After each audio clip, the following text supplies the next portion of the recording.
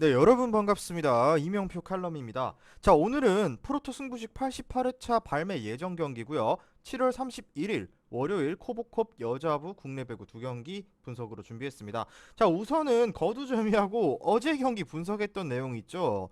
자, 우선 GS칼텍스와 촌부리 그리고 흥국생명과 IBK 기업은행 두 경기가 자, 영상에서 준비했던 예상과는 완전히 정반대의 경기가 나왔고요. 자, 그렇게 오늘은 조금 더 디테일하게 딥하게 분석을 해야겠다라는 말씀을 드리면서 자, 어제 경기 틀렸다고 너무 암울해하실 필요 없습니다. 자, 이번 경기 좀 더 디테일하게 분석해서 좀 더 확실한 선택지를 제공해 보도록 하겠습니다. 자, 먼저 첫 번째 경기 페퍼저축은행과 현대건설의 경기부터 지금 바로 분석 한번 시작해 보도록 하겠습니다. 자, 먼저 페퍼저축은행부터 살펴볼게요. 페퍼는 이미 한 경기를 치렀죠. 자, 글자 크기 줄이고 페퍼는 자 직전 경기 도로공사였죠. 도로공사와 경기에서 1대3 패배를 기록했습니다. 자, 이날 경기에서 박은서가 22득점 그리고 이한비가 19득점, 박은서 그리고 한비가 22득점 19득점을 기록했는데 자, 오지영 리베로와 비시즌 FA로 영입한 박정아까지 베테랑 선수들을 출전시키지 않는 선택을 가져갔고요. 자, 그렇기에 박은서를 라이트로 기용했던 지난 경기였는데 자, 일단은 기본적으로 지난 경기에서 오지영과 박정아를 출전시키지 않는 선택을 감행한 페퍼라고 볼 수 있습니다. 자, 코보컵에서는 팀들의 호흡이 완전치가 않기 때문에 랠리가 길어지는 양상이 굉장히 많이 보였고요. 자, 결정력을 갖춘 젊은 윙 포워드의 공격이 필요한데 자, 박은서 같은 경우는 40%의 공격 성공률을 기록했고 충분히 어느 정도 결정력을 보여줬다는 점에 있어서는 굉장히 저는 긍정적으로 생각했고요. 자, 이와 맞물려서 뭐 이한비 같은 경우는 31%에 그치기는 했지만 상대 목적타 서브가 집중됐다는 점을 봤을 때는 그래도 준수하게 해줬다라고 볼 수 있습니다. 우선 윙 포워드의 결정력이 조금은 필요한 시점에서 박은서가 공격 성공률 40%를 그리고 이한비가 집중 목적 서브를 받아가면서도 31%를 성공시킨 점은 꽤나 긍정적으로 바라볼 수 있는 대목이라고 볼 수 있습니다. 자, 자, 잠시만요. 죄송합니다. 자, 오지영 리베로가 빠진 리베로 포지션은 아직까지는 약점으로 꼽히고 있는데 자, 문슬기가 출전했지만 17%의 리시브 효율에 그치면서 굉장히 리시브가 좋지 않았던 지난 경기였고요. 자, 센터 역시 하이진이 복귀하긴 했지만 서채원과 하이진이 도합 5득점밖에 넣지 못하면서 역시나 상대와의 매치업에서 밀렸던 모습을 보여줬던 페퍼의 지난 경기입니다. 자, 다음은 현대건설입니다. 자, 현대건설 같은 경우는 직전 인삼공사와의 경기에서 셧아웃 승리를 거뒀다. 자, 이날 정지훈이 17득점 그리고 이다현이 13득점을 기록했는데 자, 현경 같은 경우는 양효진 등 베테랑 선수들을 전부 출전시켰고 정지훈, 이다현, 김다인 등 국가대표팀에 차출됐던 선수들 역시 모두 출전을 감행했습니다. 그런데 국대 차출 선수 및 베테랑을 모두 가동했고요. 특히나 김다희는 VNL에서도 주전 센터로 기용되면서 많은 시간을 가졌음에도 백업 세터의 기용이 전혀 없었다. 이 점은 조금은 눈여겨보고 높게 살 수 있는 부분이라고도 생각되는데 자, 무엇보다도 김사랑 세터의 경험이 너무나도 없는 것도 솔직히 사실이고 베테랑이나 이나연 세터가 지닌 지난 시즌 경기력도 굉장히 흔들렸기 때문에 아무래도 이다현이 계속해서 기용되었던 것으로 예상됐고요. 자, 정지훈의 대강 레프트 자리에서는 정시영이 아닌 김주양이 스타팅으로 나섰는데요. 자, 6득점으로 공격에서 비중이 그렇게 높진 않았지만 어느 정도 수비에서의 기여도는 높게 살 수 있었고요. 라이트 포지션에 황현주나 나현수가 번갈아 출전한 점도 조금은 주목해야 하는데 자, 오히려 나현수가 8득점 41%의 공성률을 성공시키면서 조금 더 좋은 모습을 보였다는 점도 의외의 모습이라고 찾아볼 수 있는데요.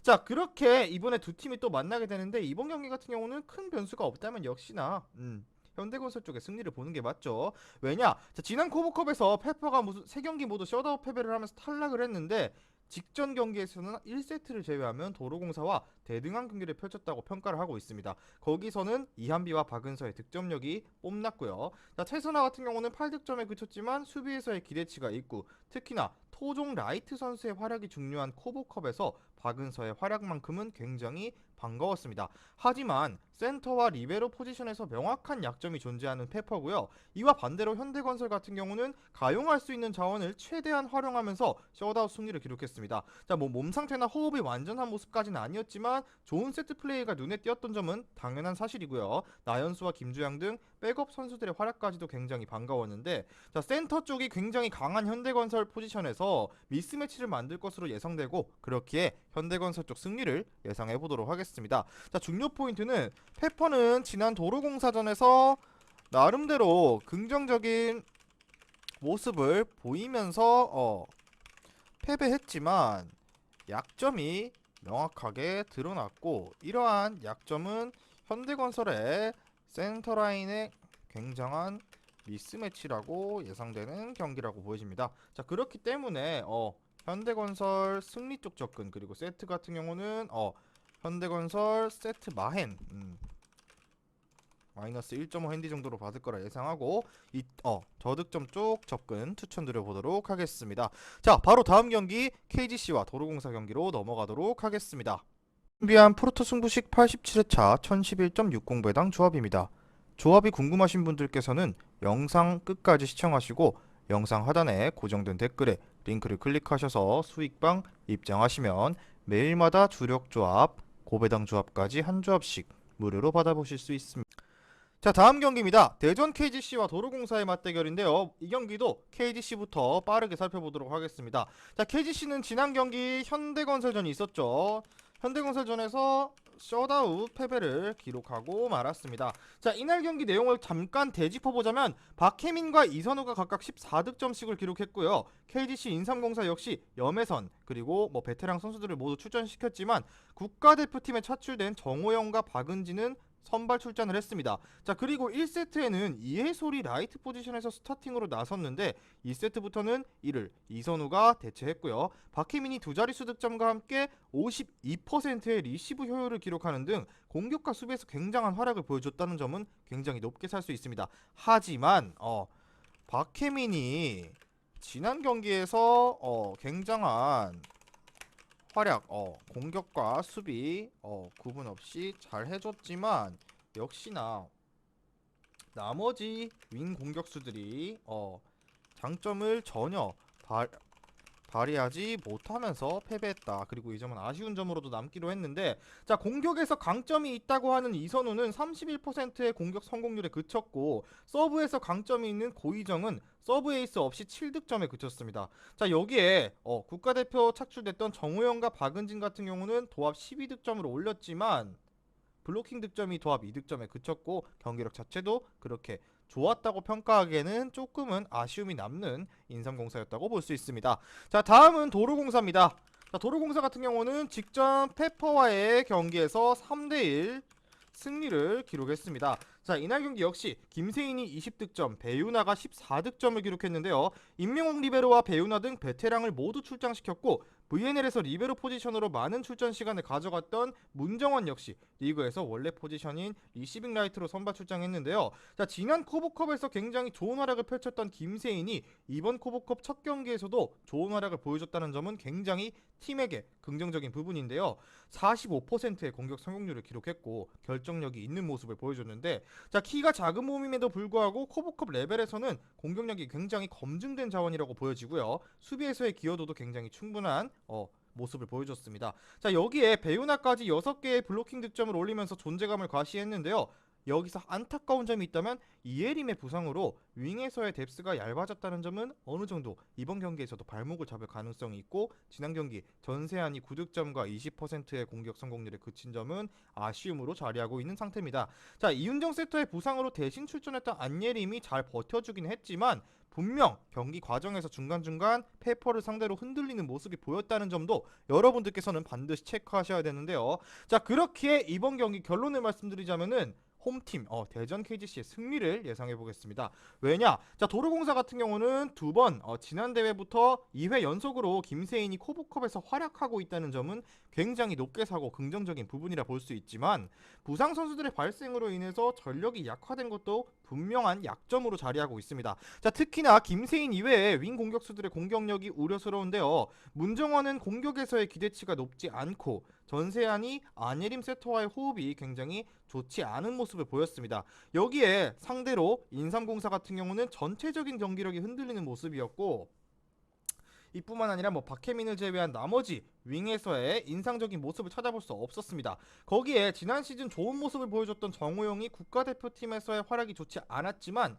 자, 코보컵에서도 역시나 컨디션이 완전치 않았다고 판단되어졌는데 이렇게 확실히 믿고 맡길 공격수가 있는 그래도 김세인이 있는 도로공사 쪽의 승리를 예상을 해보면서 오늘의 분석 마무리해보도록 하겠습니다. 자, 중요 포인트를 적자면 도로공사는 2경기 연속 김세인이